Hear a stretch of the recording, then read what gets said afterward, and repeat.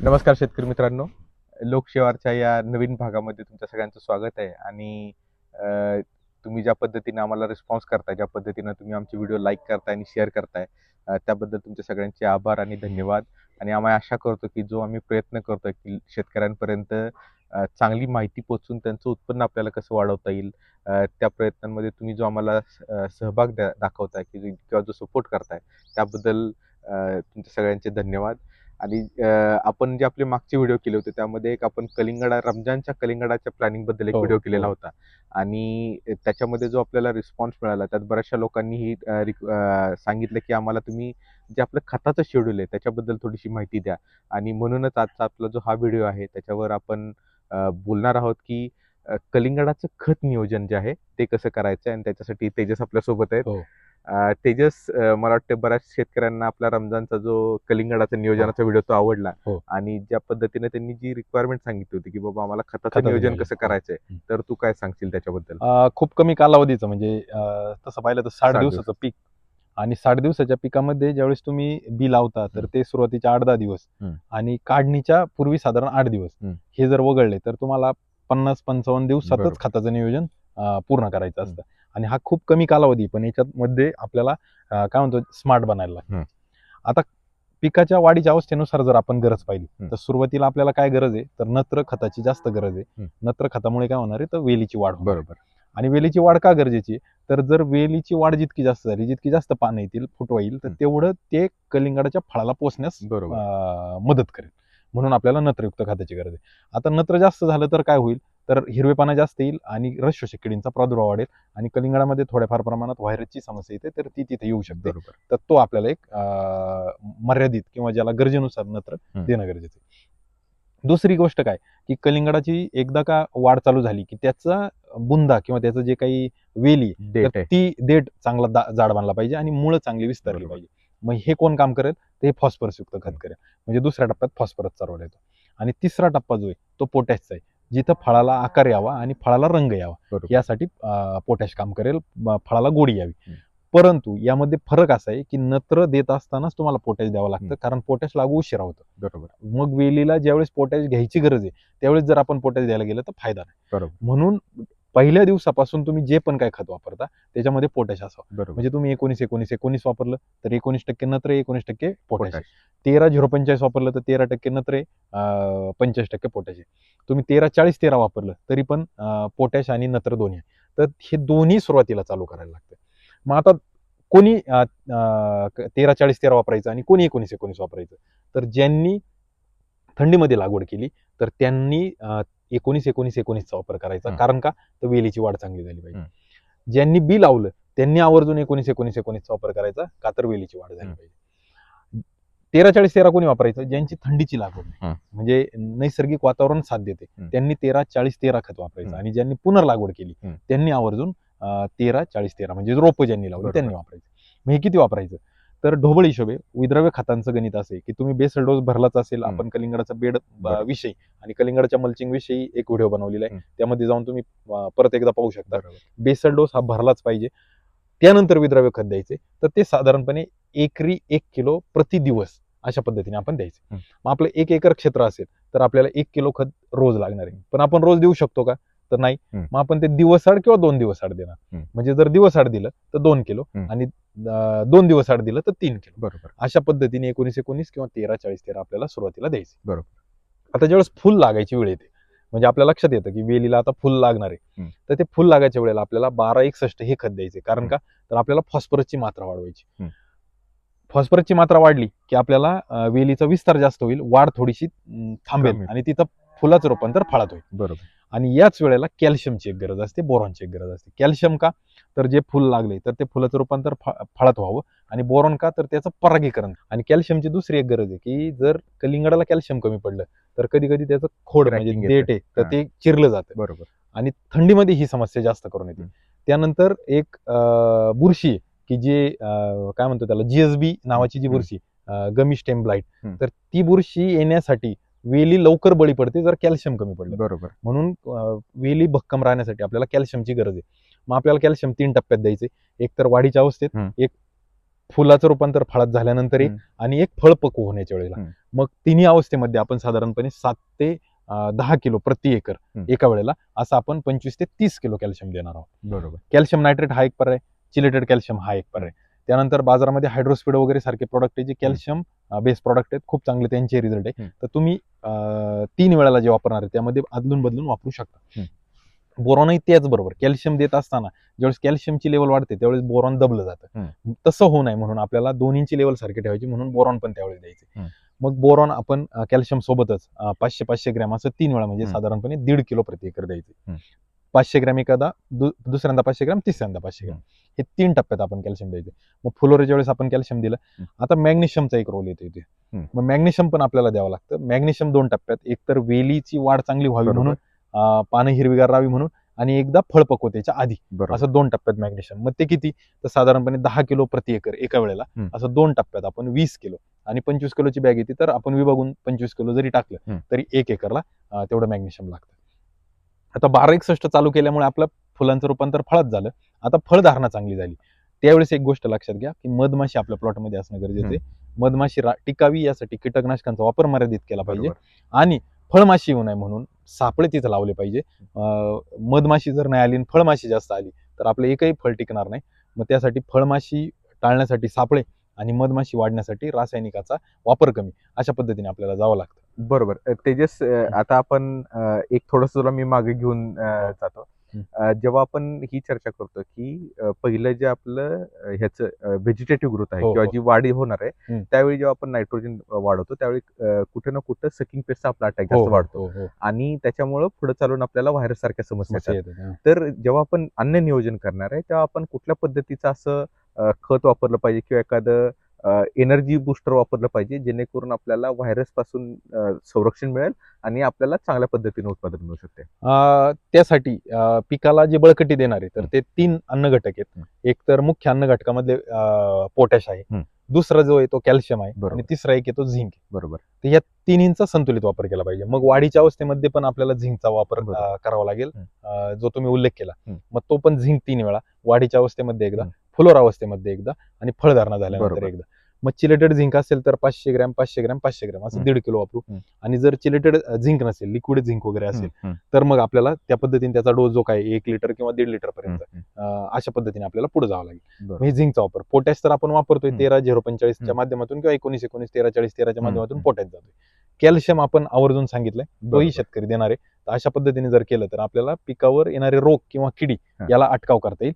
आणि सिलिकॉन सारखा जो घटक आहे तर तो एक इथं अतिरिक्त येतो. तर सिलिकॉनची गरज अशा पद्धतीचे जे काही जैविक अजैविक ताण आहेत तर ते टाळण्यासाठी होतं. मग ते तुम्ही फवारणीतून देऊ शकता किंवा ठिबकद्वारे. कशा पद्धतीने आपल्याला 2 वेळा सिलिकॉन द्यायचे, एक फळ लागण्यापूर्वी एकदा आणि एक फळ लागल्यानंतर एकदा, अशा पद्धतीने आपल्याला जायचं. बरोबर. आणि ज्यावेळी आता आपण बऱ्याच शेतकऱ्यांना हा प्रॉब्लेम होतो की पहिल्यांदा तर कल्लिंगडाच्या झाडावरती किती फळ राखायची, सगळ्यात पहिल्यांदा तो. आणि बऱ्याच वेळी काय होतं, ज्यावेळी फ्रूट सेटिंगची स्टेज असते आणि जर कुठे जर क्लायमेटमध्ये जर पाऊस पडला किंवा थंडी वाढली किंवा अचानक उन्हाचा तडाखा वाढला तर बऱ्याचपैकी क्रॅकिंग दिसायला लागतं. तर अशा पद्धतीचे जे स्ट्रेस आहे तर ते कसे आपण मॅनेज करू शकतो खताच्या माध्यमातून? आता अन्नद्रव्याच्या माध्यमातून तर सगळे शेतकरी जाणतात की कॅल्शियम दिलं तर क्रॅकिंग येत नाही, परंतु हे 50% सत्य, 50% याला पाणी कारणीभूत. बरोबर.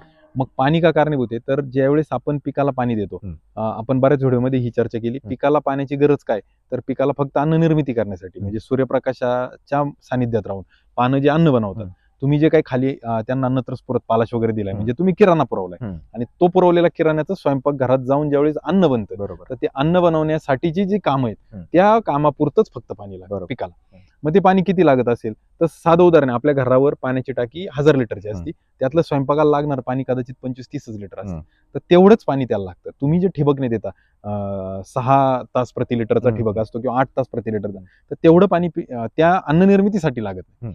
मग तुम्हाला पाणी नियंत्रित द्यावं लागतं. जर क्रॅकिंग होत असेल तर पहिलं तर पाणी तुम्ही संध्याकाळच्या वेळेला द्यायचंच नाही, कारण का अन्न निर्मिती होते म्हणजे पाणी कधी लागते तर दिवसा लागते. मग हे पाणी द्यायचं तर सकाळच्या वेळेला द्यायचं. मग सकाळी कधी द्यायचं, तर ज्यावेळेस सूर्य उजाडेल तिथपासून तर साधारणपणे 2-3 वाजेपर्यंत आपण पाणी द्यायचं. बरोबर. आता इथं शेतकऱ्यांना अडचण अशी येते की लाईटचं शेड्यूल बऱ्याचपैकी बदलतं. तर मित्रांनो, प्रयत्न करा जर लाईटचं शेड्यूल संध्याकाळच असेल तर मग पाणी कमी द्या. बरोबर. म्हणजे जर तुम्ही साधारण 1 तास 1.5 तास देत असाल तर तेवढं नका देऊ, 15-20 मिनिट द्या. पिकाला त्या पाण्याची काही गरज नाही. जोपर्यंत सूर्यप्रकाश येत नाही तोपर्यंत पीक खालून पाणी उचलणार नाही आणि तुम्ही दिलेलं पाणी वाया जाईल. त्या पाण्यासोबत कलिंगड पिकामध्ये आपण जे नियोजन पाहतोय अन्नद्रव्याचं, तर ते अन्नद्रव्य देणार आहे. म्हणजे दिवसाआड पाणी देतोय, दिवसाआड अन्नद्रव्य देतोय, किंवा एकदा पाणी देतोय आणि दुसऱ्या पाण्याला अन्नद्रव्य देतोय. मग जर ते पीक पाणीच उचलणार नाही तर ते अन्नद्रव्य पण वाया जाईल. बरोबर. मग हे होऊ नये म्हणून आपल्याला एक वॉटर सोल्युबल, कोणत्याही वॉटर सोल्युबलची बॅग घ्यायला गेलं तर 3,000च्या खाली बॅग नाही. बरोबर. 3,000 पासून तर 6,000 पर्यंत आपण एका बॅगसाठी खर्च करतो. कलिंगडाला सरासरी 4 वॉटर सोल्युबलच्या बॅग लागतात. बरोबर. म्हणजे आपल्याला नाही म्हणलं तरी 20 ते 25,000 आपण याच्यावर खर्च करतोय आणि हा सगळ्यात महत्वाचा खर्च आहे. मग तो जर आपल्याला योग्य पद्धतीने त्याचा विनियोग मिळायचा असेल तर पाणी हे मर्यादित आणि पाणी देण्याची वेळ ही दिवसा असावी. संध्याकाळच्या वेळेला जर पाणी देते तर ते खूप कमी पाणी आपण दिलं पाहिजे. मग आपल्याला क्रॅकिंगची समस्या येणार नाही. बरोबर. मग कॅल्शियम सोबत हे जर पाण्याचं नियोजन केलं तर क्रॅकिंग इथं येत नाही. बरोबर. आणखीन एक शेतकऱ्यांना समस्या येते की जे फळाचा जो आकार आहे त्याच्यामध्ये डिफॉर्मिटीज येतात. म्हणजे जे अंडाकृती फळ बनायला पाहिजे त्याच्याऐवजी कुठेतरी चेपलेलं असतं किंवा व्यवस्थित फळ आकार कधी लांब होतं, कधी गोल होतं, कधी सुरुवातीला छोटं नंतर मोठं होतं. तर अशा पद्धतीच्या ज्या समस्या आहेत त्यापासून वाचण्यासाठी कसं आपण नियोजन केलं? आता कलिंगड हे इतकं काय म्हणतो ना, संवेदनशील पीक आहे की बऱ्याच वेळेला आमचं तर म्हणणं असतं की जे शेतकऱ्यांना काकडीचा अनुभव आहे त्यांनीच कलिंगडात होतो. बरोबर. काकडी किंवा भोपळासारखी पिकं ज्यांनी हाताळली, कलिंगड कारल्यासारखी, त्यांनीच कलिंगडाच्या शेतीकडे यावं. आता अडचण काय होते की शेतकरी पाणी देत असताना की आज शेतकऱ्याला वाटलं की मी 4-5 तास लाईट आहे, मी 4-5 तास ठिबक चालवतो, उद्या वाटलं तर अर्धाच तास दिलं, परवा मोटर चालू केली, बंद करायचं लक्षात नाही, एखाद्या दिवस असं झालं की कोणाला तरी सांगितलं मोटर चालू कर, त्यांनी केलीच नाही. म्हणजे हे अनइव्हन जे पाणी देतो आपण, अनियंत्रित किंवा अनियमित, तर या पाण्यामुळे कलिंगडाच्या फळाचा आकार बदलतो. हे एक पहिलं कारण. दुसरं कारण याला काय घडतं की मी सांगितलंय किंवा लोकशिवारचा व्हिडिओ पाहिलाय, रोजचं आपल्याला 1 किलो खत गेलं पाहिजे. गेले 6 दिवस मी काहीच खत दिलं नाही, म्हणजे आता 7व्या दिवशी मला 7 किलो खत द्यायचे, असा समज शेतकऱ्याचा होतो आणि तो एकदम 7 किलो खत देतो. तर तसंही कलिंगडाला चालत नाही. खूप संवेदनशील पीक आहे. तुम्ही जी काही ट्रीटमेंट कराल, बाकी पिकामध्ये तुम्हाला 8-10 दिवस 15 दिवस लागतील त्याचे रिझल्ट दिसायला, पण याच्यात तुम्हाला दुसऱ्या-तिसऱ्या दिवशी किंवा तासातासाने फरक जाणवेल. म्हणजे तुम्हाला जर अनुभव घ्यायचा असेल तर कलिंगड फुलोऱ्यात यायच्या आधी चांगले एक दिवसभर मोटर चालून पहा, तुम्हाला मोटर बंद केली का 5-10 मिनिटातच तिथं रिझल्ट दिसेल की वेल सुकायला लागली. म्हणजे इतकं संवेदनशील पीक आहे. मग त्यामुळे तुम्हाला पाण्याचं नियोजन काटेकोर करायचं, त्याचं जे शेड्यूल आहे ते फॉलो करायचं. फक्त ज्यावेळेस रात्रीच्या वेळेसची लाईट आहे त्यावेळेस मर्यादित पाणी द्यायचं. शक्यतो पाणी दिवसाआड द्या किंवा 2 दिवस आड द्या, आपल्या मातीच्या प्रकारानुसार. आणि अन्नद्रव्य ही देत असताना प्रति एकर प्रति दिवस 1 किलो, तर याच्यामध्ये 25-50 ग्रॅम सुद्धा बदल करू नका. बरोबर. हे शेवटपर्यंत असं शेड्यूल चालू ठेवा, तर ही अनियंत्रित किंवा अनियमित फळं जी येणार आहेत तर ती आपल्याला जाणवणार नाही. बरोबर. आता तेजस, आता आपलं फ्रूट सेटिंग झालेलं आहे, फळं लागलेली आहेत आणि साधारणतः जेव्हा आपण वेलीवरती फळं धरतो तर साधारणतः तुम्ही ऍव्हरेज 2 फळं धरा असं आमचं रेकमेंडेशन राहील. त्याचं साधं कॅल्क्युलेशन आहे की जर आपण 2 फळं धरली तर साधारणतः आपल्या एकरीमध्ये 7,500 ते 8,000 वेल बसतील. जर 8,000 वेल असतील असं पकडू की आपली जी शेवटची प्लांट पॉप्युलेशन आहे ती साधारणतः 700, 700-800 असेल.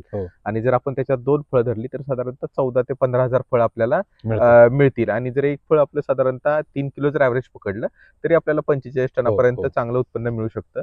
ह्या हिशोबाने आपल्याला ती 2 फळं धरायची आहेत. आता ज्यावेळी आपण 2 फळं धरतो त्यावेळी आपल्याला जे नंतरचा जो पोटॅशचा जो वापर आहे तो त्या पद्धतीनं करावा लागतो. तर त्याचं काय तू शेतकऱ्यांना सांगशील? आता आपण ज्यावेळेस नत्रस्फुरत पालाचा विचार करतो तर ज्यावेळेस शेतकऱ्यांना 1261चा डोस संपतो आणि फळधारणा झाली, म्हणजे फळ चेंडू आकाराचं वगैरे झालं, तर ते शेतकरी 0 बाउंचोतीचा वापर करतात. तर आता याच्यामध्ये 2 अनुभव आहेत. म्हणजे काही शेतकऱ्यांचं मत आहे 0 बाउंचोतीस, काहींचं नाहीये. मी या मताशी सहमत आहे की 0 बाउंचोतीस हे जे काही विद्रव्य खत आहे तर हे पिकाला पक्वता आणणारं खत आहे. बरोबर. मग तुमच्या जर कलिंगडाला पक्वता आली तर ते फळ पक्व झालं का नाही झालं हे आपण सांगू शकत नाही. त्यामुळे मित्रांनो त्यावेळेस तुम्ही 0 बाउंचोतीस शक्यतो टाळावं किंवा कमीत कमी वापर करा. मग त्याला पर्याय काय, तर 13-0-45 म्हणजे जिथं नत्र राहील, जिथं तुमची वेली पुढे पुढे वेल वाढेल, एकदा का 2-3 फळ सेट झाली नंतर फळ सेट होत नाही, किती प्रयत्न करा होत नाही, परत तुमचे कीटकनाशकांचे स्प्रे चालू झालेले असतात, मधमाशी थांबत नाही, मग फळ सेट व्हायचा विषय नाही. मग वेल वाढू द्या, वेल वाढत राहिले का ती वेल तुम्हाला अन्न निर्मिती करून देणार आहे ती पानं, आणि त्याचा फायदा तुम्हाला होणार आहे. मग 13-0-45 असेल किंवा जो काही 13-40-13 सारखा घटक असेल त्यातून तुम्ही पोटॅशची पूर्तता करा आणि जोडून पोटॅश म्हणजे जे आपलं सल्फेट ऑफ पोटॅश किंवा 0050 जे ते चालवा. बरोबर. जर तुम्ही 05234चा विचार इथं केला तर 05234 काय होतं की लवकर वेल पक्व होते आणि वेल पक्व झाली एकदा का पानं वयस्क झाली तर मग तुमच्या पिकाची अन्न निर्मिती कमी होते आणि फळ म्हणावं असं पोचत नाही. फळाला वजन येतं पण फळ आकार घेत नाही. तर तिथे एक आपल्याला संभ्रम आहे तो दूर केला पाहिजे. पोटॅश देत असताना मग ज्यावेळेस आपल्या पिकाला कलिंगडामध्ये काय म्हणतो ना आपण हे असावी म्हणजे इलेस्टिसिटी असावी. इलेस्टिसिटी टिकण्यासाठी कॅल्शियमची गरज परत तिथे आहे म्हणून जो तिसरा डोस आहे आपला कॅल्शियमचा फळ फुगत असताना तो कॅल्शियम गेला पाहिजे, त्याच्या जोडीला बोरॉन गेला पाहिजे, पोटॅश गेला पाहिजे की फुगून होईल. आणि जर थंडीची वेळ असेल तर थोडंफार सल्फर त्या अवस्थेमध्ये गेलं पाहिजे. मॅग्नेशियम असेल, पोटॅश असेल आणि सल्फर असेल हे 3 घटक आहेत जे पक्वतेला कारणीभूत आहेत. बरोबर. मग त्या ह्या 3 घटकांवर आपल्याला लक्ष शेवटच्या टप्प्यात द्यावं लागतं. मॅग्नेशियमचा वापर एकदा करावा लागतो. आता फळाला जर कलर येत नसेल तर त्यासाठी स्पेसिफिक कलर येऊ नये म्हणून फेरस या अन्न घटकाचा रोल आहे. म्हणजे काय म्हणतो ना एक पेंटरचं काम आहे तर तो फेरस करत असतो. मग ते तुम्ही फेरस फवारणीतून त्यावेळेस फवारणी शक्यतो जमत नाही तर फवारणीतून नसेल तर जमिनीतून मग EDTA किंवा EDDHA अशा 2 पद्धतीचं फेरस बाजारात मिळतं. EDTA जे ते फवारणीसाठी संयुक्तिक आहे आणि EDDHA तर ते खास करून ठिबकसाठी संयुक्तिक आहे. तर ते 500 ग्रॅम प्रति एकर आपण दिलं पाहिजे. आता ही खतं किती दिवसापर्यंत द्यायची हा एक भाग आहे. शेवटच्या टप्प्यात ज्यावेळेस व्यापाऱ्याला प्लॉट दाखवायचा त्यावेळेस शेतकरी साईज मोठी व्हावी किंवा कलर चांगला यावा यासाठी काही शेतकरी पोटॅशियम शोनाइड सारखे घटक वापरतात जिथं पोटॅश आहे, मॅग्नेशियम आणि सल्फर आहे. तर त्याचे रिझल्ट येतात पण ते फार नाही तर एकदा किंवा दोनदाच वापरायच्या कामाचे सतत ते तुम्ही वापरू शकत नाही. मग 13-045 बंद करून तुम्ही ज्यावेळेस व्यापाऱ्याला प्लॉट दाखवायचे त्यावेळेस एकदा पोटॅशियम शोनाइड आणि परत एकदा हार्वेस्टिंगच्या आधी पोटॅशियम शोनाइड देऊ शकता. शेवटचं खत कोणतंही विद्राव्य खत दिल्यानंतर ते लागू किंवा पूर्ण त्याचा उपभोग घ्यायला वेलीला किंवा पिकाला 5 ते 7 दिवस लागतात. मग तुमची काढणी जर 7 दिवसांनी आहे तर तुम्ही आज खतांचा डोस बंद केला पाहिजे आणि पाणी साधारणपणे 2 ते 3 दिवस आधी बंद केलं. अशा पद्धतीने आपल्याला नियोजन केलं तर नक्कीच आपल्याला कलिंगडाचं उत्पादन, वजन आणि गुणवत्ता या तिन्हीवर काम करता येतं. बरोबर. जसं तेजसने सांगितलं आपल्याला जेव्हा पोटॅश वापरायचे तेव्हा ते 3 वेगवेगळ्या फॉर्म मध्ये वापरायचे. जो चेंडूच्या आकाराचं जे फळ असेल तेव्हा आपण 13-045 वापरायचे. त्याच्यानंतर जेव्हा आपलं फळ जेव्हा शेवटच्या टप्प्यात असेल तेव्हा 05234 वापरायचे आणि त्याच्यानंतर जेव्हा आपल्याला प्लॉट काढायचा आहे तेव्हा पोटॅशियम शोनाइड वापरायचे जेणेकरून आपल्या वेलीची अन्न तयार करायची क्षमता चालू राहिली पाहिजे आणि शेवटच्या टप्प्यात जेव्हा आपल्याला वाटतंय की नाही आता तयार झालेला आहे आपल्याला आता प्लॉट काढायचा आहे त्यावेळी आपण 05234 आणि पोटॅशियम सोनाइडचा वापर करू शकतो. पण तेजस असं बऱ्याच वेळा होतं की हे जे कलिंगड पीक आहे हे लांबच्या मार्केटसाठी जाणार पीक आहे आणि त्याच्यामध्ये जी शेल्फ लाईफ आहे किंवा किपिंग क्वालिटी किंवा त्याला जे ट्रान्सपोर्टेबिलिटी आपण म्हणतो ती महत्वाची असते आणि ती वाढण्यासाठी आपण काय अन्नद्रव्यातनं काही नियोजन करू शकतो का? यामध्ये आपण जे शेवटच्या टप्प्यात कॅल्शियम आहे तर तो तिसरा टप्पा आपण ठेवलाय तर तो त्यासाठी आहे. फळ चांगलं काय म्हणतो इलेस्टिसिटी राहील आणि टिकवून क्षमता वाढेल. पोटॅश मुबलक दिलं म्हणजे पिकाच्या गरजेनुसार जर पोटॅश जर दिलं तर आपण तेही होऊ शकतं. बऱ्याच वेळा असं होतं की कलिंगडामध्ये पोटॅशची कमतरता राहिली की मधून कलिंगड पोकळ राहतं, कळत नाही. आपल्यानंतर कळतं की हॅलोज बनले तर ते हॅलोज नाही जर बांधल्या तर लांबच्या मार्केटला टिकणार म्हणून आपण डे 1 पासून पोटॅश देतो. म्हणजे 13-19-19 असेल 13-40-13 असेल 13-045 असेल डे 1 पासून आपण पोटॅश देतोय आणि बेसल डोसला आपण पोटॅश देतो. हा पोटॅशची गरज खूप महत्वाची आणि ती जर आपण सतत देत राहिलं आणि त्याचा काय म्हणतो ना जसं फळ पोसायला चालू होईल तसं त्याचे प्रमाण वाढवत राहिलं आणि नत्राचं प्रमाण कमी कमी करत चाललं की आपोआप आपल्याला ही गुणवत्ता किंवा ही टिकवण क्षमता आहे तर ती खूप चांगली मिळेल. बरोबर. आणि आणखीन एक गोष्ट लक्षात ठेवा शेतकरी मित्रांनो, पोटॅश दिलं म्हणजे आपल्या फळाची साईज भरपूर वाढेल म्हणून जास्त पोटॅश देऊन सुद्धा उपयोग नाही. जर तसं केलं तर आपल्या कलिंगडाला आतनं भेगा जातात आणि त्याची जी किपिंग क्वालिटी ती कमी होते आणि त्याच्यामुळे नक्की नेहमी लक्षात ठेवा ज्या खताचं नियोजन आहे ते योग्य प्रमाणात झालं पाहिजे आणि तुमच्या सोयीसाठी आम्ही डिस्क्रिप्शन मध्ये जे पूर्ण शेड्यूल आहे आपलं ते दिलेलं आहे. त्याचा वापर करताना जे आमचे अनुभव आहेत त्याच्यावरून आम्ही ते शेड्यूल बनवलंय. तुमच्या क्षेत्रामध्ये थोडेफार ते कमी जास्त खालीवर होऊ शकतात त्यामुळं थोडंसं ते ॲज अ गाईडलाईन म्हणून तुम्ही वापरा जेणेकरून तुम्हाला जे कलिंगडाचं खताचं नियोजन आहे ते योग्य पद्धतीने करता येईल. ओके. आता याच्यात 2 गोष्टी आहेत. हे सगळं सुरळीत नियोजन चाललेलं असताना आता जर वेलीची वाढ होत नाही थंडीमुळे तर एक नियोजनात बदल करावा लागेल. आणि वेलीची अतिरिक्त वाढ होती तर ती ते- थांबवण्यासाठी बरोबर. एक बदल करावा. बरोबर. जर वेलीची वाढ होत नसेल हं. तर त्या परिस्थितीमध्ये तुम्ही थंडीचे दिवस आहे म्हणून अमोनियम सल्फेट सारखं जे बरोबर. काही खत आहे तर तेही पाण्यात विरघळतं. हं. तर ते तुम्ही 5 किलो असं 2 वेळेला बरोबर. साधारणपणे 4 दिवसाच्या अंतराने देऊ शकता. त्याने तुम्हाला वेलीची वाढ चांगली होईल. हा झाला एक भाग. दुसरा जो भाग आहे तर तो वेलीची वाढ थांबवायची असेल हं. तर वेलीची अतिरिक्त वाढ होते म्हणजे 2 पेऱ्यातलं अंतर आपण जर पाहिलं तर जास्त हं. दिसते. तर तशा परिस्थितीमध्ये फळधारणा होत नाही. हं. मग तिथं कदाचित 1261 ऐवजी आपल्याला 0.34 बरोबर. तिथं आणावं लागेल. हं. आणि तो जर 0.34 आणि एकदा फळ लागलं का मग चिंता नाही. बरोबर. मग वेलीची वाढ किती होऊ द्या हं. त्याला तुम्हाला फिकीर करायची गरज नाही. बरोबर. पण जोपर्यंत फळधारणा होत नाही हं. आणि कमीत कमी पहिलं फळ लागत नाही तोपर्यंत ही अवस्था जर असेल जास्त अतिरिक्त वाढ होते तर 0.34 ला तिथं घेऊन या. 1 किंवा 2 वेळाला 0.34 वापरा, वाढ थांबून जाईल. बरोबर. हा झाला एक भाग. आता कलिंगडामध्ये मर रोग लागतो हं.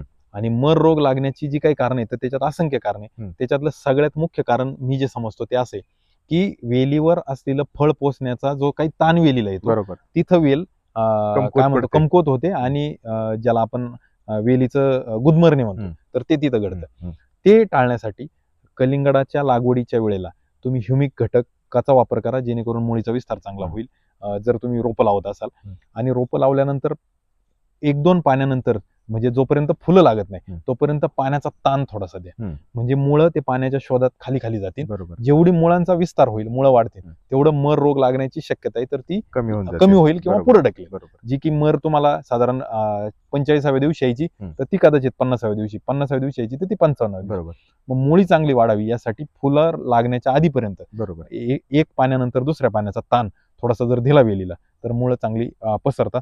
या 2 गोष्टीचं नियोजन वेलीची अतिरिक्त वाढ, वेलीची कमी वाढ यासाठी आणि मर रोग टाळण्यासाठी तर आपल्याला इथं नियोजन करणं गरजेचं आहे. आणखीन एक आहे, कलिंगडामध्ये भरपूर बुरशीजन्य रोगाचं हो. सुद्धा प्रमाण येतं आणि जसं मग तेजसने सांगितलं की आपण जेव्हा थंडीचं पर्टिक्युलरली लागवड करतो त्यावेळेस सल्फरचा वापर करणं करतो. हं. हा इनडायरेक्टली आपला खर्च होणाऱ्या बुरशीनाशकाचा हो. तो सुद्धा कमी करण्यासाठी मदत करतो आणि त्याच्यामुळे जर तुम्ही वेटेबल सल्फर वापरलं किंवा जेव्हा आपण बेड बनवतो त्यामध्ये जर सल्फर सल्फरचा टाकला. वापर केला हं. तर कुठे ना कुठे आपला जो पुढचा जो खर्च आहे तो कमी हो. होण्यासाठी मदत होते आणि ऑटोमॅटिकली आपलं जे एकात्मिक अन्नद्रव्य नियोजन आहे ते व्यवस्थित होऊन होतं. आपल्याला बरोबर. उत्पन्न चांगलं मिळायला शाश्वती मिळते. अगदी बरोबर. बरोबर. तर मला वाटतंय जे कलिंगडाचं अन्नद्रव्याचं नियोजन आहे त्याच्या बाबतीत आज आपण इथंच थांबूया. हो. पण आम्ही आणखीन एक असाच व्हिडिओ कलिंगडाच्या कीटकनाशक आणि बुरशीनाशकाच्या विषयावरती बनवणार आहे. तर आमचा जो लोकसेवाचा चॅनल आहे त्याला तुम्ही नक्की सबस्क्राईब करा. जेणेकरून जो आमचा जो येणारा व्हिडिओ आहे कलिंगडाच्या ह्याच्याबद्दल एकात्मिक कीड रोग व्यवस्थापनाबद्दल. कीड रोग व्यवस्थापनाबद्दल त्याच्याबद्दल पण तुम्हाला माहिती मिळेल आणि तुमचं कलिंगडाचं उत्पादन जे आहे ते चांगल्या पद्धतीनं तुम्ही घेऊ शकता. तर त्याच्यासाठी इथं थांबायचं. धन्यवाद.